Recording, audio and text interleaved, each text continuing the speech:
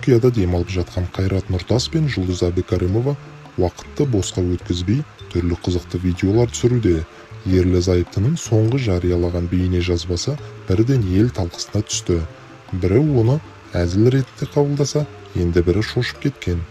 Қайрат Нұртас келіншегімен түскен кезекте видеосын Instagram парақшасында бөлісті. Бұл паранойя деген жазба қалдырды ол. Бейне жазбада әнші әйелінің ұйықтап қалғанына көз жеткізіп, бірден телефонын ақтаруға кіріседі. Алайда бір мезетте келіншегінің оянып, қасына келіп алғанын байқайды. Бұл жайт әртісті қатты шошытады. Желі қолданушылары аталмыш видеоны бірден қызу талқылап, өз пікірін жазды. Әзілді өлтіретін болыпсыңдар. Күлкіден өлдім.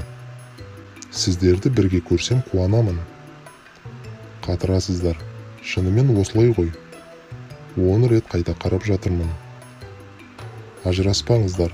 Осылай бақытты өмір кешіңіздер. Қорқынышты фильм секілді шығыпты. Шошып кеттім ғой, деп жазуда олар.